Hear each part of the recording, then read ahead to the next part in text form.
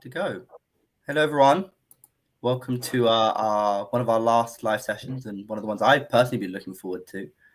Absolutely fangirling over MyMUN whenever I can, and Mun Command, of course. And it's my great pleasure to welcome Alex Cap to the stage. Thanks for joining us.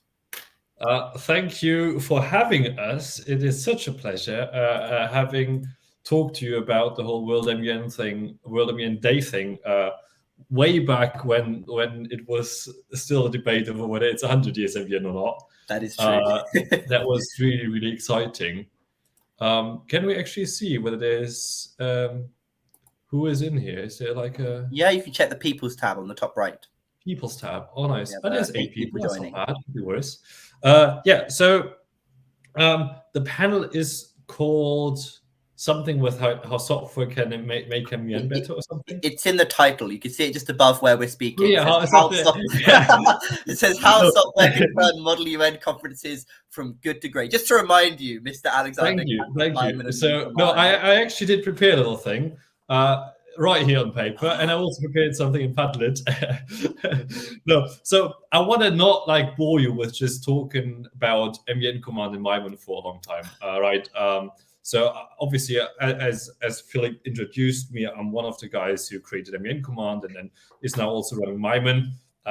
I kind of assume you roughly know what those things are. MyMUN is a platform where you can find conferences. It was the largest database for that. And where you can also register for conferences, right? So as an organizer, you can list your conference there, take applications and payments through the platform and do your assignments and everything through that. And we're currently actually working on a complete rebuild of the interface. So that will become a lot more user-friendly, hopefully in the next few months. When? We wanted to have it done by last fall. But it's a big project. Like, there's so many settings. Can you believe it? It's unbelievable how many settings there are. So we are seeing land. So I'm planning to have user experience tests end of April, May, to then launch after those, assuming they will go really great and we don't have to do massive adjustments. Which I'm fairly confident about. We're showing it to some people already, so if you are curious and interested, and if you have maybe used it before, we're always keen to have your input. So feel free to reach out. We're like already doing some construction site tours essentially with people who just to sort of check some of the ideas, because the way especially assignments work and sort of the way an organizer interacts with it, that is changing a fair bit. Making a lot of things simpler, in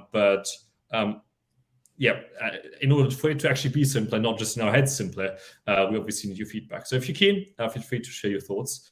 MUN Command, obviously, the app you can use during your conference, right? No matter whether you're a chair or a delegate or an organizer, right? It's not a sharing tool. It's really, really not.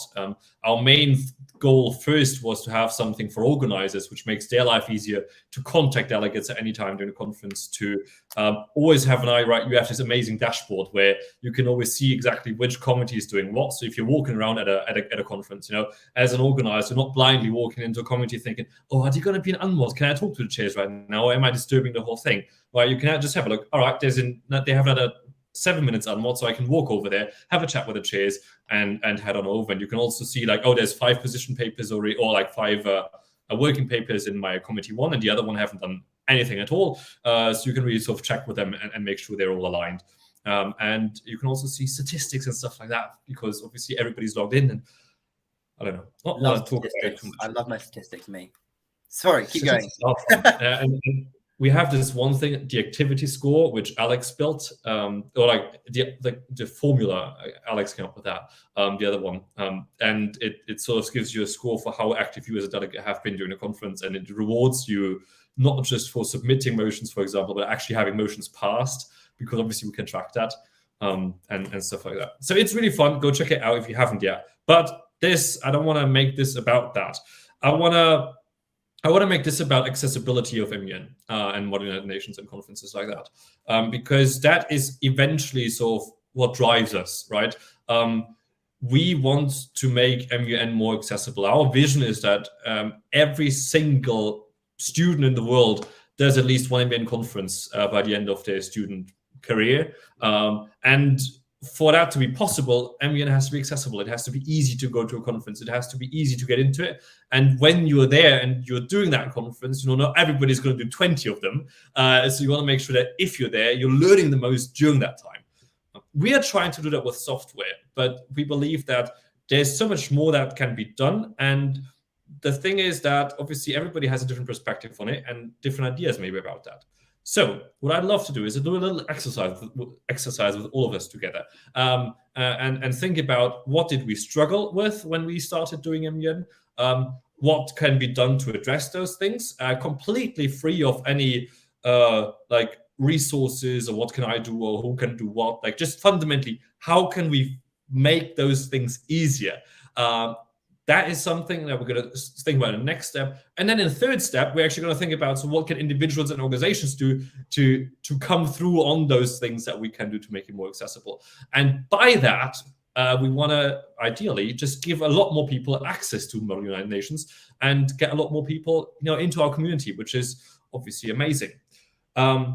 So we'll see how that goes. I prepared a little bit of a Padlet. Some of you might be familiar with that. By the way, you can also use those things amazingly for gossip boxes during conferences. Not in the way I set it up today, but you can do that. So messages. Yeah, here's a chat. So I'm gonna send a link here, and feel free to access that. Open that. Yep. And you should see a little green board where there's already one column where you should be able to add stuff. If somebody could just give me feedback whether that is actually working, that would be amazing. Yeah, I mean that's. Oh yeah, I see people typing. Ah yes, awesome. All right, so I'm going to add something as well. I'm going to let me get my phone here real quick. I'm going to set a 3-minute timer, and we'll just think everybody sort of just write your stuff in there, and then we're afterwards going to go and discuss. Right, 3 minutes are running. Okay, 3 minutes. Oh, Alex Dietz is here. Excellent. In the session or in the Padlet? He's in the session. I just got a notification that Alex added a thing in the Padlet. Ah, lovely. In. Alex, come join the session. Join the air meet. Come on. Right. What did I struggle with? What was your first conference? My first conference, I was at high school. Oh, wow. And I was in DISEC in Munich, actually. Oh, really? Was it Muntom, was it? Yeah. Munom, that's I was like 16, wearing a suit for the first time or something. Like one of my first times going to a club was there, and I was in DISEC. Yeah. And I remember I wanted really so badly to pass sanctions. Yeah. But obviously, I had no clue. I had no idea that like DISEC can't do sanctions, right? So anyway, that's a very good point. So I'm going to write not knowing what. A lot of ones about speaking without hesitation. It's quite a hard one, I think, the first time you speak. Yeah. All right.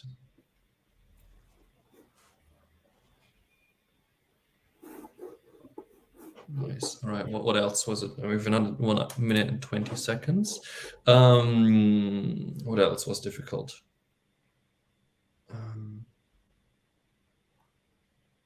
Yeah, not speaking English really well, huh? Not knowing the powers of my committee, exactly like you said, Alex. Yeah.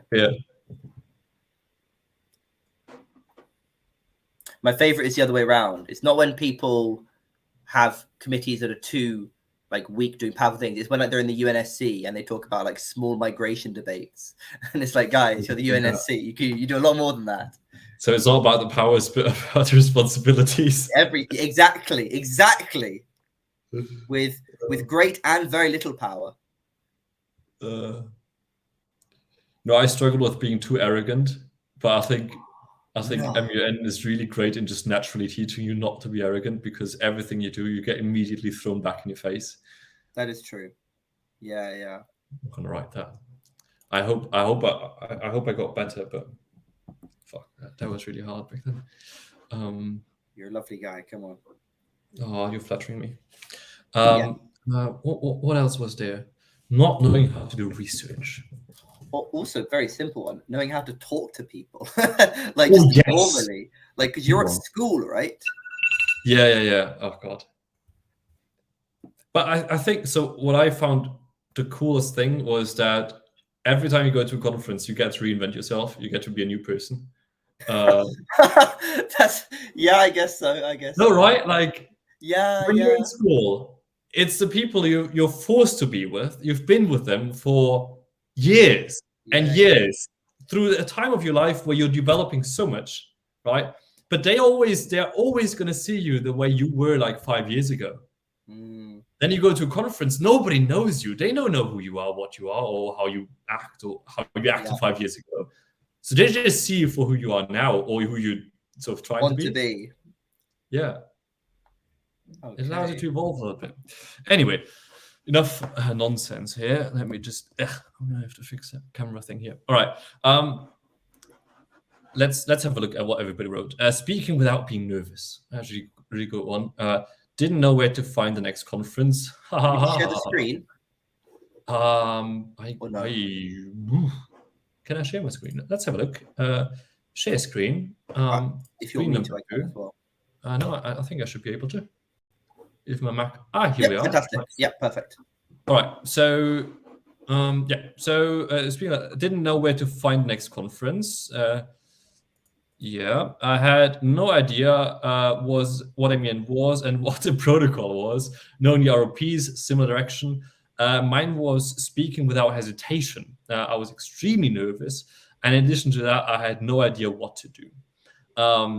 I had to learn as I went along with much more experienced members. It was daunting. I feel you. Like, so I did in school, and we had teachers sort of telling us, oh, you need to write a position paper, or you need to do this and that. But they had obviously no idea how to be a good delegate. And they couldn't give us any sensible advice. So I also learned it just by doing, and that was rough. Like, it took me like 5 or 6 conferences, and finally I got an award. But like, I shouldn't complain. Not knowing what the powers of my committees are, that's what I wrote. Not speaking English really well, not knowing how to do research, knowing how to talk to other people. That's what you mentioned, like human networking. Maintaining the decorum. I had no idea about emotions or the ways of talking. All right, so I think we have a couple of blocks. We have the sort of ROP, not understanding it block. We have the sort of nervousness block. Also, that has a like, and then some of the other things, research as well, and those I think are sort of the main things. Now, and then sort of not speaking English really well, and I think all of that ties also into being nervous and stuff like that. So I'm going to add a new section. How might we solve that? So let's maybe, if you have any comments, by the way, feel free to use the chat. Let's take a moment now to think about how we could actually go about making this situation better. How can we allow for newcomers to not have to worry about ROP so much? How might we be able to make people less nervous when they're at their first conference? Because if you're nervous through the entirety of your first conference and say nothing, you're not going to learn anything because you don't speak. So what could we do about that? And really, I think what's really important at this point is, do not feel restrained by thinking about what you could do. Think about what's fundamentally, what would be amazing.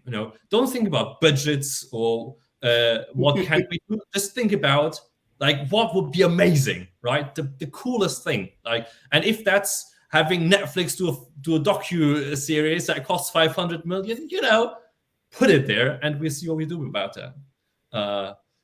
So feel free to just really think really, really broadly. and we'll see what comes out here then. I'm going to do another 3-minute timer, and we'll see where that takes us.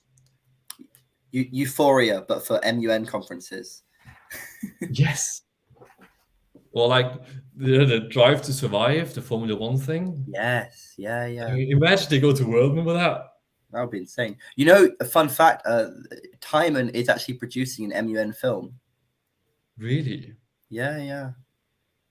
And do you know, Alex, the only film so far with MUN in it? It's actually quite a popular one, based in London. Simpsons. It's Winning London by the Olsen twins, 2003, I want to say. If you look up MUN on Wikipedia, it's like one of the only bits under the section of like, you know, culture and media. That's so funny. I think it's funny when you like consume any US media, just how often like MUN is dropped just because they all do it in high school. Yeah, it's been there for a while. All right. What could we do in terms of crazy things? Didn't know where to find the next conference. Promote MyMUN. It's almost as there should be a website, you know, for MUN. Maybe something like you know, where I can find my conferences, like MyMUNs. You know? MyMUN. That would be great idea. That would be really, really good. ROPs. Let's think about. Hello, Alfonso. It's great to meet you. Let me just turn on the brightness here so I can actually see something.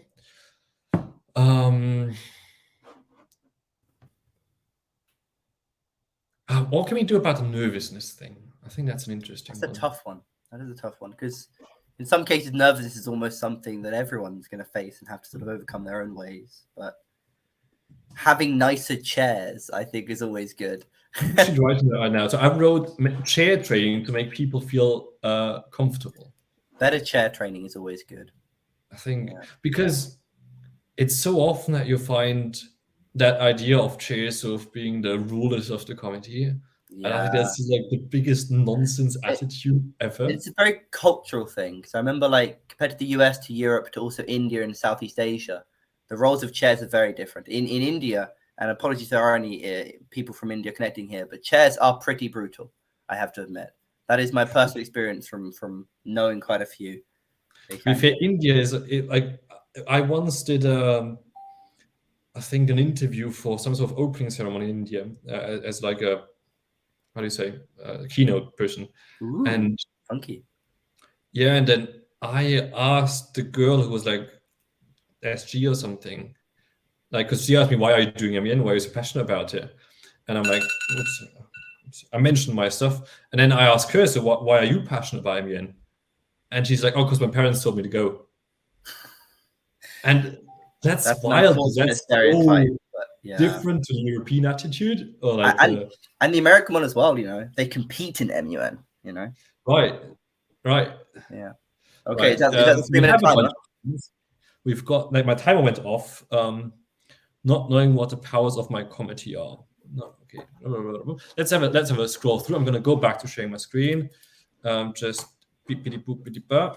Here we go. Look at that. Standardized ROPs are taught worldwide. Oh, Philippe. World MUN, they bring everybody together. I'm sorry, who did that? Who said that? Okay, personally, I'm not actually a fan of globalized ROPs, but that would make things easier. It would. It really would make things easier. It like, would never pass. But I'm getting confused when people mention to me, like, what ROPs is this made from? Like, I don't. This is the ones I'm used to. Like, yeah. Centralized platform with better methods of keeping track of conferences. Authentication. I would have been tempted to say that that's something that Alex wrote because it's a bit technical, but I think Alex has a different lingo to that. So, better method of keeping track of conferences. Yeah. Better online training for ROPs with frequent monthly sessions. What I imagine, that was my one. I have to call myself out here. But what I imagine is, imagine there was like a session every month by one organization that anyone in the world can tune into. You know, just anyone pop in, learn about ROPs. I like that. So so for example, I just joined the master's program that is running online, and they have every week on Wednesday evening they have like an onboarding session, right? Yeah, exactly. Imagine So that. if you had one sort of workshop once a month or something that has great quality, super interaction, I think that could go a long way. And then if any MUN organization around the world, like any school, could just access that, sounds pretty cool, huh? Verification for conferences, for example, give badges if they're good for beginners. So I think that's what Alex wrote, because we're putting that into the new MyMUN, where badges for good. Oh, I see. So it's like if it's more advanced, more for beginners. Yeah. So we have a couple of badges for the new conference list, and one of them is just sort of being a verified conference. So if they provide enough information and provide a great enough detail and depth of a conference, that we can confidently say that's all automated, but that we can confidently say, look, this seems like a legit conferences, like go apply to it, and we're confident you're not going to be scammed, and you're very likely even going to have a great experience going there. If I can ask it, because one of the main problems, let's be honest, with all MUN is that things change every year. How do you anticipate the fact that 1 year might be amazing, the next year the organization might just fall apart? Yeah, so obviously we can't forecast that conferences are great, but what we have is reviews for past editions. So if they have used MyMUN consecutively for the last couple of years, then you can see the ratings for each year. So if they have been digressing essentially, and we're like a 5-star conference 3 years ago, but are now down to 3, you can see that, and that is transparent. Okay. So you'll be able to see that. But oftentimes, just having a lot of detailed information provided and being a legit conference where we know that's real people behind it, they are authenticated, that sort of thing, that can kind of go a long way in already us being able to tell you, look, this seems like a proper conference that you can apply to. Also, chair training to make people more comfortable. So I wrote, kind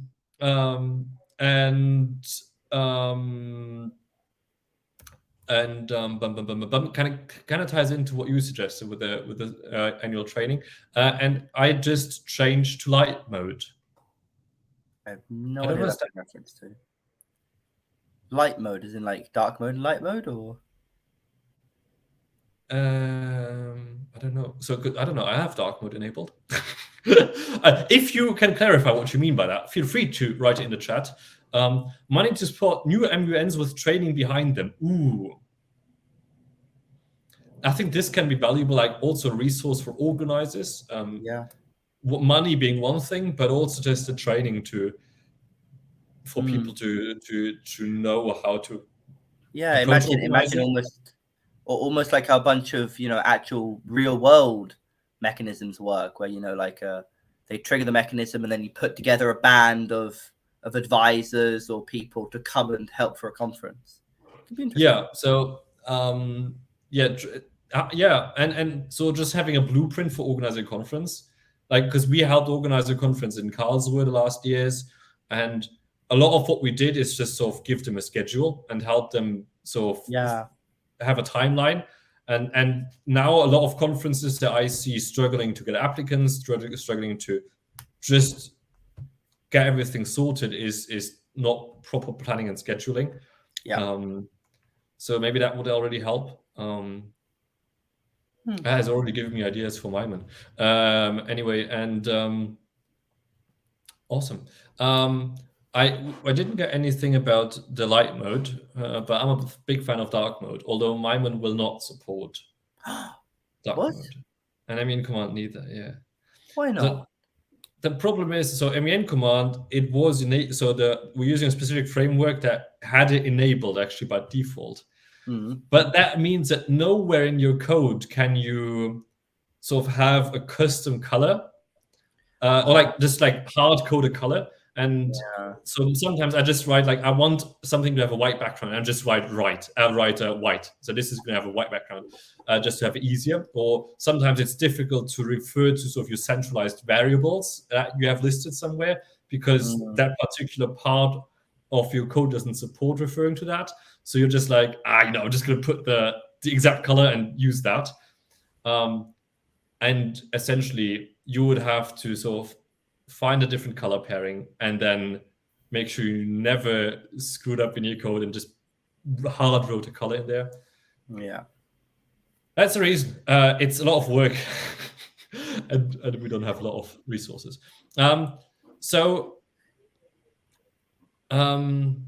Okay.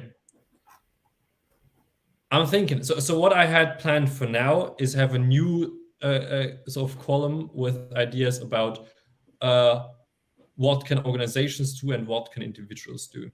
I'm just gonna put that there. What could individuals do?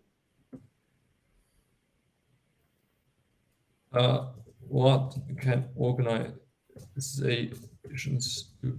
So, maybe Philip, we can talk about that and think about some things. And if somebody already along the way has an idea, they can just add that kind of themselves, and we can talk about it as well. What could individuals do and what can organizations do? I think one of the great things about World MUN Day that you did is bring together really all those organizations in MUN that are meaningful. I mean, obviously not all of them, but like the vast majority of them we brought together. But this means we can give suggestions to all those organizations, or we have here sort of a resource or an attachment point where we can cooperate a lot with cool organizations. So if you have an idea what somebody should do, even though you can't do that because you're not part of that organization, put that there. And maybe there can be something coming off of that, and maybe within the framework even of World MUN Day. A great idea. Just to say again, guys, the link is in the chat, so definitely go on the Padlet to the chat. Yeah, if you joined, it's the third last message, 17 minutes ago. And by individuals, you mean? Oh, sorry. Go ahead. No, go ahead. I was saying by individuals, who are you referring to exactly?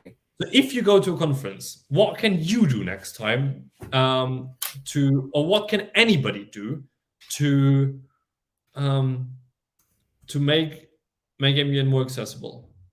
So one thing, for example, talk to first-timers. Right, so I think, for example, this is something that is often something that you think chairs would be sort of responsible for, right? If you're a chair, you think, oh, if somebody's not speaking, right? You end up, if you catch them in a break, you have a chat with them, and you ask, oh, how's it going, this and that. This is not something only chairs can do. Anybody can do that, really. And I think it's great if you, as a sort of experienced person, sort of go out and reach out to those people and encourage them to say something, and not just out of interest for your policy position. Be kind. Call out uncomfortable situations. I love the idea of being kind. What kind of uncomfortable situation did you have in mind? Feel free to share that in the chat. I'm very curious. That was me. I mean, it's just when people are being too aggressively against first-time delegates, or actually, for me, the one I see all the time is the gender aspect, which is sort of just men just shouting very loudly over other people in MUN, usually being quite aggressive because there's a lot of like tension. And I have to admit, a lot of the times I think it's quite uncomfortable for most of the women in the MUN committee, because they just they feel like they're not being listened to, and sometimes they aren't, and that's a shame. So I say calling out those situations is usually always good. I think that's really smart. Yeah, don't be a bully. No one does it on purpose. It is just that the emotions get high, I think. Yeah, that's really true, especially as delegates here. We could make more events and share information with everyone. Yeah, I would say I'll put that more as organizations, I'd say, maybe rather than individuals. I mean, everybody can. I mean, that's the cool thing about MUN, right? If you have a group of people, you can organize a conference, right? Yeah, anyone can. If you have like 4 or 5 people, even if you have 3 people and you sort of acquire another 2, and you're like, let's organize a conference here, or let's start an MUN club. And then you can do that. I'm going to actually add something in organizations then, provide resources for people to start their own thing. Because this is something maybe we can do, or other organizations that we talk to can do, that sort of enables that, because we have that experience and we have all those contacts in the community to create some sort of resource where people can be like, oh, I want to create my own club. How do I go about that? What are steps I can take to make that happen? I also love the idea of sort of having a monthly workshop, training session, whatever, that people can just kind of go to. I'm just gonna put in something organizations can do. I'm just gonna drag that over as it is. The thing is, it is work, but to be fair, once you've done it once and conceptualized it, doing it over and over again is gonna be like pretty easy. Yeah, I mean, I imagine if it's a standard kind of platform, the main difficulty, is, again, it's a bit like the kind of ROP thing. What do you teach? Because MyMUN, for example, Wafuna's international one, they teach things differently to, let's say, MyMUN, to Harvard Worldman. This is something that we're going to try and explore a little bit, but it's definitely not our main role. But it'd be interesting. I mean, there are definitely things alongside all of it. So I think it really. Ooh, Alexander has a great idea in the chat there, which is text to speech. I'm sure that's Alex. What did you see from Alex? Sorry. Can we create a software that can write everything we speak and save it as file text? And sometimes, if I hear a speech, I cannot find the speech. Oh wait. Yeah. Can we create a software that can write everything we speak and save it as file text? Oh. And sometimes if I hear I cannot find a speech. Interesting. That's interesting. Imagine having, I don't know if you have like, WebEx software, like the really advanced stuff. They have little platform things everywhere. You have that around a committee table. And there's like an automatic text to speech. I mean, the problem is, of course, the text would get way too long, way too quickly. I don't know if you know how many words an average 5-minute speech is, but it's a lot. It's a lot. But to be fair, when do you have a 5-minute speech? When you're like, when you're doing something like an unmod, there's one person speaking the whole time. Unmods would be horrible though for that. Yeah, okay, unmods. Forget about unmods, but yeah, that's a I good suggestion. I would say just generally, like, organizations could Control F for the keywords like sovereignty. Yeah, so I mean, it wouldn't be too difficult to. So, for example, if you have MUN command, you could integrate that in. So Jonas. So you could integrate sort of a tool like Google Translate. You can literally access Google Translate or an Amazon service for that, and it can sort of store those speeches. And because we're going through the speeches anyway, Jonas, way back when, he had the idea that essentially, right, you're going to the front with your phone to have the timer with you, and then you put that essentially on your podium or whatever, or you just have sort of a webcam installed there anyway, and then that kind of broadcasts the video signal from you delivering a speech to everybody in the room. It kind of reminds me of that. It's ridiculous of an idea, as many of Jonas' ideas are. Some of them are good. Oh wow, calling him out right now, damn. No, but like he has a lot of really great ideas. Some of them, though. That's why we love him, Alex. That's why we love sure. him. Yeah, sure. Love it. We actually do. If you follow us on Instagram, you see we love each other dearly. Raise money for MUNs and the SDGs. Definitely. So this is something. So we're doing a collaboration actually with the UNHCR at the moment. I have been for a couple of years, and I love what they've done about Ukraine and the refugee situation there, where they're actually encouraging you to learn about what's going on and what the problems are, B, for you to sort of promote almost. I'm not sure what exactly the word is they're using, but they're sort of enabling you, and they're providing you with resources to deliver speeches at your school, to mobilize your fellow students, to take action in that way, to enable more support to those refugees. And then finally, you can donate, obviously. So you can provide, I don't know, a blanket or whatever. So this is something that's actually a really sort of great three-pronged sort of self-promotion's coming out. No, but this is a really good one, I have to admit. Yeah, the young champions. Yeah, so it's the Ukrainian champions. You find the link on our homepage, actually.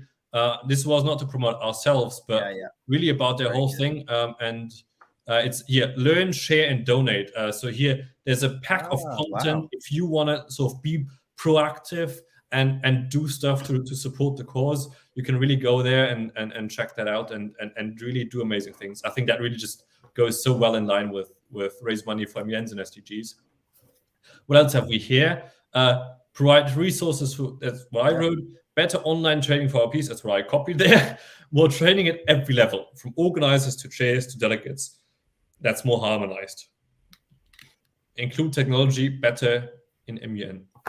Yeah, obviously, better inclusion of technology is something that we're always. Yeah, I think that's for everything, though. You know, because I mean, even just the way people use sort of obviously Google spreadsheets for everything. It's just so easy to fail. And when it comes to obviously the sessions too, one of the things I quite like as well is for deciding best delegates and everything. So in India, one of my experiences was that because obviously a lot of money is attached to these best delegates and scholarships, it's very important.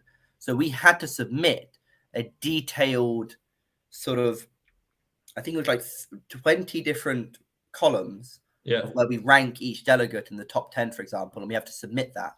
And obviously that's not ideal, but it's better to show you have accountability, I would say. Yeah. And I think and that's something that we're trying to do with our statistics as well. So I'm going to actually... Yeah, I've never seen the MUN Command conference one yet. Actually, I'm going to... So let me see which conference we can go to without sharing any...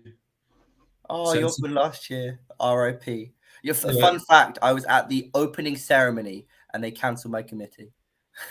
I love the conference. Absolutely love it. We didn't get enough delegates, and that's quite funny. Let's have a look at, I think we can look at Geneva without revealing any. So this is just the statistics side of it. So we can have a look at maybe Security Council, right? And now we can see those are obviously averages up here. And now we can see India has been the most active country. You can see how long they've spoken, how many speeches they've delivered, how many motions they've submitted, how many motions of those were passed. Which is always interesting. And then the activity score, the 45 here. It's a fairly random formula. So if you do have any suggestions for how to make that better, feel free to share.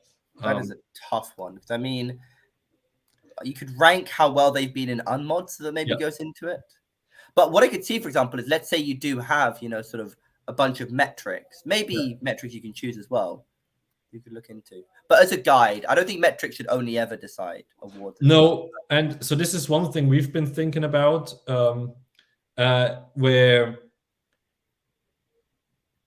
rating speeches, how we can integrate that. So a chair essentially after every speech can rate that speech to have a more qualitative metric there as well. Yeah. But not something we've gotten around to yet, or where we've gotten enough pressure from the community yet to integrate it. I understand. So in case that's something you care about deeply, feel free to share. Another good one on the individuals.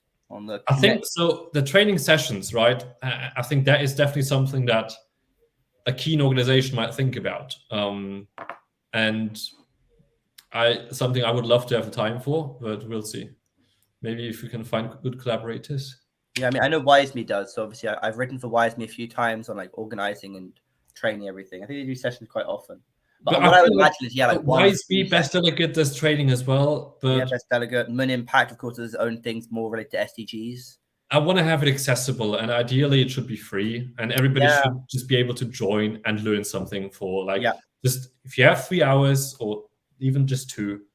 Go there and you have a crash course in MUN. And so we're obviously also offering workshops. So if a conference subscribes to MUN Command for their conference, we're offering them a workshop that we can do to introduce for one the RPs and B sort of how to work with MUN Command in that as well. And our goal is never to go too deep into teaching them how to win a best delegate award or how to write a resolution, but just so that when you get to that conference, you feel comfortable enough to actually sort of understand what's going on and to feel comfortable enough to deliver a speech or two. So, for your fundamental crash course, obviously you could expand on that, but I think that always already goes such a long way, because that's what you would, and then you can do a lot of the learning of further things at the conference when you get there. Anyway, I think that kind of includes a lot. Yeah, there's one more on the individuals one that's very good. On the what is bottom. it? Connect with people outside of MUN/after MUN. That's a very good one. You always lose track of your MUN friends, or you forget their name, or you don't know their name because you know their delegate. Yeah. By the way, this is something that we try to emphasize also in MUN Command. So where if you're chatting with somebody, we always show sort of their role, but also their personal name. So that after the conference, you're not thinking about, oh, that delegate of China, India, France, or whatever, but you're thinking about Mark, Alex, and Philippe, rather than those just countries. Yeah, connecting with people outside of MUN, I think that's really, really valuable as well.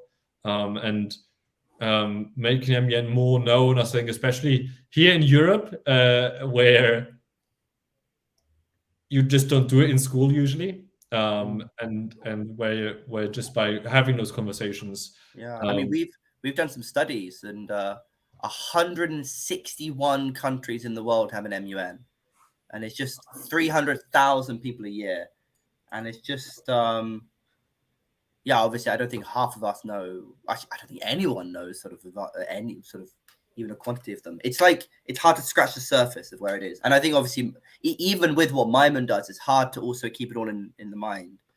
Yeah, no, obviously. So there's a lot that can be done, and I love the idea of just individually thinking about how can I impact this community to allow more people to benefit from it. And I think people are going to be so thankful if you give them that chance to do that. And also at conferences, I think if you at a conference behave or act in such a way that really empowers other people, that's going to make your experience that much better as well, because you're going to have a much nicer environment, and you're really building meaningful connections, which obviously MUN is all about. And not just about winning awards. It's also that, but a little bit, yeah. I mean, that for me, that was always like nice, but obviously I did a bunch of conferences as delegate, but then I did a lot more conferences as not delegate than I did as delegate. And there it's really not about the awards or anything, but about the interactions and what you get from it in terms of that. If I could just add one more thing, which was I remember in Lyman a while ago, they tried to add this idea where you could also submit proposals for like an NGO or a project related to the SDGs, and then it would continue. It would be greenlit after the conference. Like the best one would be greenlit. So it'd be also trying to have things. This may be something that organizations could do is try to add sustainable projects to MUN. So that, actual things can come out after it. Yeah. I mean, that's really an important thing, and something that sometimes I know organizations struggle with to take a position like that, or it's the whole discussion about corporate social responsibility almost, where like companies, there's an argument to be made that the entire responsibility a company has is to make money, right? Classic Friedman. But obviously, if you think about it more holistically, it's not just that. And I think that also, in a way, can apply to MUN conferences, and where MUN can suddenly start to not just be a purpose in itself, but be a purpose beyond itself. Getting philosophical now. Somebody adding. Oh yeah, you probably just wrote that. I just wrote that now. Yeah, sorry, that was just to say what I said. No, that's fine. Awesome. No, I think we've covered a lot. I think it's given us a lot of inspiration. For me, it certainly has. And thank you so much, everybody who did participate so actively. It was a lot of fun. And if you are keen to, I don't know, maybe help us make the training sessions happen, or if you are looking for conferences, or if you have any ideas for how to make MyMUN MUN Command better, feel free to always reach out. Or if you have just any sort of idea to do and want to do something in MBN and where you think we might be able to help out to just make MBN more fun, more accessible, more exciting, more engaging, we're always there for you and for that purpose. Amazing. Thank you very much, Alex. Thank you. It's really, really amazing. I don't know if anyone has any questions on the chat, but I guess I might ask you a final question related to obviously the topic here. Yes. Which, in your opinion, what is the utopia or the end goal of software's role in making Model UN great? I think one thing is transparency, just for delegates to understand, right? Understand what is going on, understand how the rules of procedure work, understand what's happening next, understand what just happened, understand where the debate is at the moment, understand how they can contribute, understand how they can do better, and in the end also understand why maybe somebody got a better delegate and you didn't. And I think software is in this unique position where it can really take you sort of almost by the hand and provide an environment, a virtual one, even though obviously, that connects you with all those people and connects you with the conference and connects you with the experience that really elevates all aspects of MEN. And that is really sort of speaking big picture, the goal. And eventually the vision is really just for people to participate in MEN, right? And to take as much as they can from it, because we firmly believe that no matter whether you're an engineering student or whether you're a politics student or whether you're studying to become a teacher, that experience of MEN, what you're doing, going through there, what you're learning there, that is going to help you and the world so much in just being a better environment. And we're looking to enable that. Incredible. Okay. Very well on point, but... No, that's exactly. I mean, it's always lovely to hear. I think that might be it. Yeah. Yeah. I'm not even sure what the time frame for this was, actually. Yeah, no, perfect. It was like 4 minutes left. It was about an hour, so I think we're good. The previous session ended a bit late, so I think it's really great. Yeah, I mean, where can they reach out to you? Yeah, I think the most fun way and best way to engage with us is on Instagram. Yeah. So at MyMUN Official. We're super active there. Also active on at MUN Command on Instagram, where there's some more wilder behind the scenes stuff. Yes, there are. I can confirm they are good. So MyMUN there's a little bit more history in MyMUN, but we're sharing all our stories there. It's almost like a little bit. It's becoming a little bit of like a BuzzFeed of MEN at this point. But I guess that's fine. So follow us there, be part of what we do there. We're a nice little community there. And if you are organizing a conference or whatever, feel free to just tag us if you're posting a story or whatever. So we often reshare those things. Or if you're doing something fun with MUN Command, tag us there as well. If we will often reshare that in our stories as well. And then go on mymun.com to sign up for your next conference or to help Ukrainian refugees. Yeah. I think it's great. Ryan has a good one. Are there any like BuzzFeed which Security Council member are you type quizzes? Almost. So I think so. We have a quiz. So we have a we have a thing about what type of chair are you? And so we're starting. There's more potential, but if you want to write a thing about which type of Security Council member are you, feel free to put it in a blog post or something, and we put it on the blog, and we're gonna create an Instagram post about it.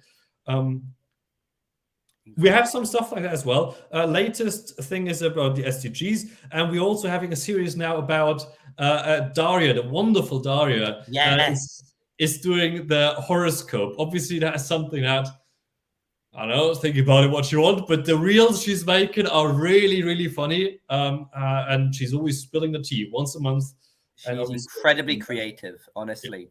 Very, very creative. It's absolutely lovely. She's editing it herself as well.